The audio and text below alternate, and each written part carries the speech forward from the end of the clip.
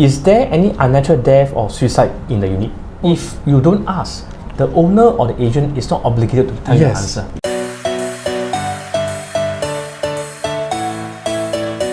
From our ground experience, I think these are very important questions to ask before buying. Question number 1. Yes. Is there any unnatural death or suicide in the unit? For this particular question, right, not many people will even think to ask this question, especially if the house looks nice and good, and if it's like in a very new estate. Most people wouldn't even think that something may have happened in this house. Yeah, because to be honest, people are just, when you buy a house, you're looking for all the exterior, interior, does it looks good, the location, everything, and it slips people mind that this is an important question to ask. Because by law, if you don't ask, the owner or the agent is not obligated to tell you the answer. Yes. But if you ask this question and they have the obligation to tell the truth, so in the event that they tell you a lie, you can use this reason to invalidate the contract. Now, why does this question apply to you? It's because for certain people there could be a religious reason, right, or a spiritual reason, because everyone is different after all. You know, if the answer to this question is yes, something has happened in this house before, you may ultimately still choose to buy the house. There's no right or wrong, wrong as well. But be aware that there's a certain amount of stigma attached to units like that. What you do not want is to find out that something like that has happened inside the house through your neighbor.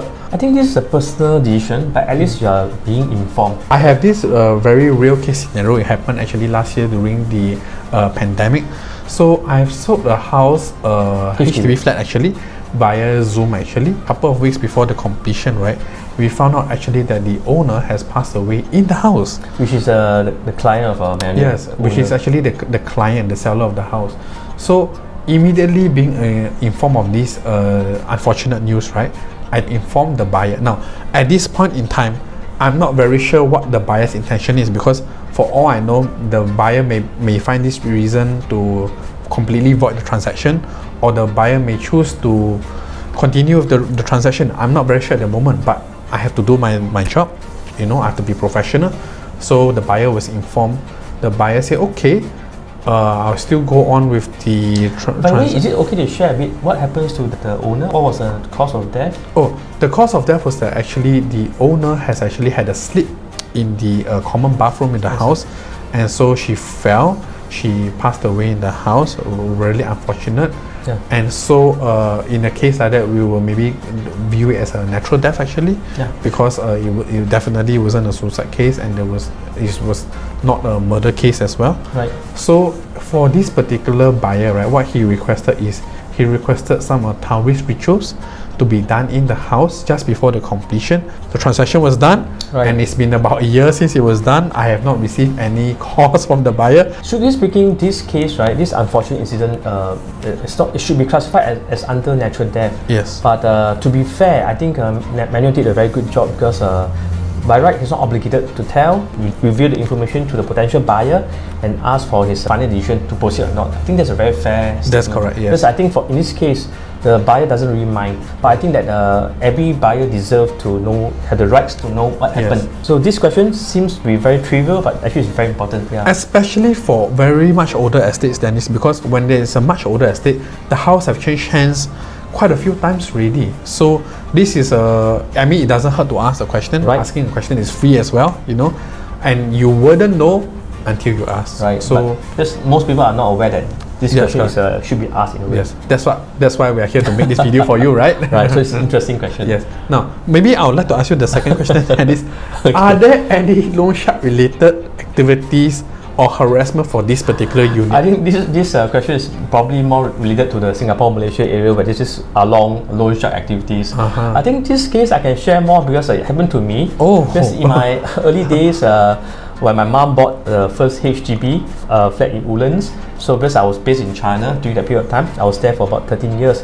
So we had to make a very hasty decision to decide which unit to buy. So we were not aware of this question as well. That was more than 10 years back. So what happened was that after we moved in, it was a resale HDB, so we completed and moved in. I found there's a traces of white repainted walls outside my HDB flat. So later that's a red flag. That's a big red flag already. Yeah. So that if you see only that patch until later on, when I received a letter, it was a lawyer's letter asking for repayment. So I think later then I found out that it was a divorce case. Ah. So I think the husband was in jail, and I think he owed some money, and he also goes by the surname of Lim. So for more than one time I was at the flat, there will be law firm representative that comes to knock on the door. Hello, can I speak to Mr. Lim? And yeah, that's me. Then I find the letter. This is not the whole name. I will not reveal the whole name, but just that I'm not XX Lim, so that's not me. So the law firm sent guys to ask for 3 to 4 times. So later on, I tried to find out what happened. So former owner, the husband, owed money to Along and owed money to the legal companies. So through the legal means and illegal means, asking back for the loan itself. Does it cause a big problem to us? I think it didn't cause too big a disturbance to me and my family, because I think we know how to handle it well. This might be an unfortunate incident that some people might not want. So who knows, if you encounter a case where there's loan shark activities and the guy come after the unit, not knowing that you can move out, this is going to be quite bad. It's important to ask this question, so at least you are informed about this unit itself. Yes. So ask, is there any loan shark activities or any harassment in this unit itself? Yes. And if you see a different shade of whitewash outside the house, I think that is one of the It's biggest red flag. Now that I really. learned to. Yeah, now that you learn to, Dennis. Okay. Now, for the third question, Dennis, is this a divorce case? Now, how does that impact the new incoming buyer of the house actually? To some, it might be a pantang, that means taboo topic, but some might not be bothered by it. Yes. To be honest, nowadays divorce is actually quite common. Yes. Right?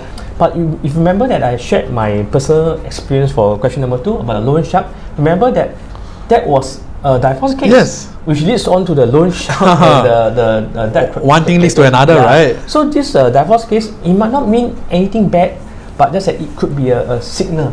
Just like the pain is also a signal that there's a repainted wall. It's also a signal. Yes. So even if you don't mind, you can ask. It's not trying to be kepo. We're not trying to meddle into other people's affairs. No, not at all. Not just at all. at least, are you comfortable with this unit if it's a divorce case, and are there other potential traces of problem? Yes. Because sometimes it's a divorce case, it might get a bit complicated. Yes. Because husband might want to sell or wife might not want to sell, and Yes. it gets a bit complicated in the completion process. Yes. So it's good to know and be informed. Yes. So that sums up our top 3 questions. Do keep these 3 questions in mind when going for actual viewing, and the seller or the seller's agent will be obligated to tell you the truth when you ask these 3 questions. Feel free to give myself and Dennis a call at the number over here, and we look forward to seeing you. Right. Thanks for support. Thank you for support. Thank you. Bye-bye. Bye-bye. Bye.